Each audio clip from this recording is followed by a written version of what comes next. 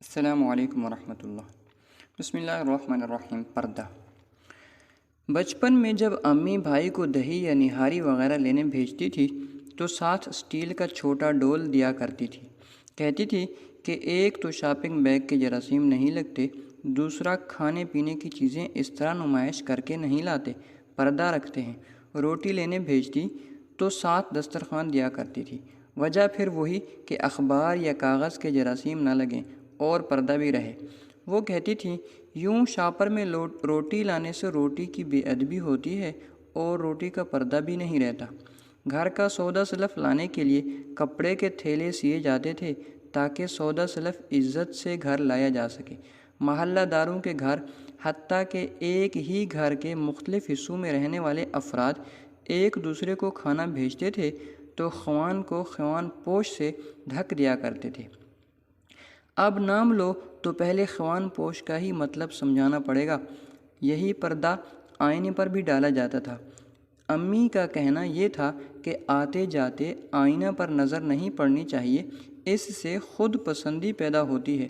کہیں سے آتے یا جاتے تھے تو پاپا گلی میں شور نہیں مچانے دیتے تھے۔ خاص طور پر رات کو گاڑی سے اترنے سے پہلے ہی تاکید کر دی جاتی تھی کہ گاڑی کا دروازہ بالکل آرام سے بند کرنا۔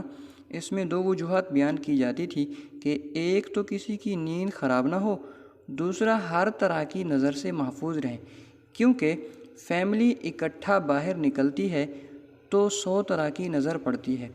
آج یہ بات کرو تو سب ہنستے ہیں ہم پر۔ مزید ذکر کروں تو جب نانی کے گھر جاتے تھے تو ان کے دروازے پر پردہ ڈلا ہوا ہوتا تھا۔ میں نانی سے کہتی کہ اس سے اچھے بھلے دروازے کی شو خراب ہوتی ہے تو وہ کہتی تھی اس سے گھر کا پردہ ہو جاتا ہے، ورنہ دروازہ کھولتے ہی باہر والے کی صحن میں بیٹھے افراد پر نظر پڑ جاتی ہے۔ حتیٰ کہ نانی کا ٹی وی بھی دروازے والا تھا اور وہ ٹی وی بند کرتے ہی دروازے بند کرنے کا حکم دیتی تھی کہ اس کو بھی ڈھک کر رکھو۔ اب یہ پردہ کیا تھا؟ یہ وزاداری کا پردہ تھا، مروت کا پردہ تھا۔ یہ پردہ وہ تھا جو بے حیا ہونے سے بچاتا تھا، رزق کی اہمیت بڑھاتا تھا، رزق کی عزت کرنا سکھاتا تھا۔ اور اب یہ پردہ کہاں ہے؟ اب یہ ہم سب کی عقلوں پر پڑ گیا ہے۔ ہمیں برائی نہیں لگتی۔ بے حیائی آہستہ آہستہ ہمارے گھروں میں جگہ بنا رہی ہے۔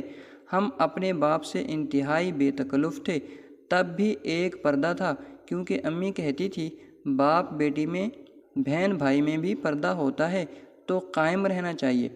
آج کسی کو کہو تو وہ طعنہ ہی مار دیتا ہے کہ جی آپ کے ابو آپ کو پیار ہی نہیں کرتے ہوں گے۔ بہرحال اپنی ذات تک تو میں پوری کوشش کرتی ہوں کہ امی کی دی ہوئی سیکھ کو اپنے گھر میں ہمیشہ لاگو کر سکوں۔ اس کے باوجود میں کپڑے کے تھیلے میں سودا نہیں منگوا سکتی کہ یہ میرے بچوں کو منظور نہیں، اور زمانے کے ساتھ چلنا بھی ضروری ہے۔ تو اپنی بہت سے قیمتی روایات ہم لوگ اب کھو چکے ہیں، افسوس۔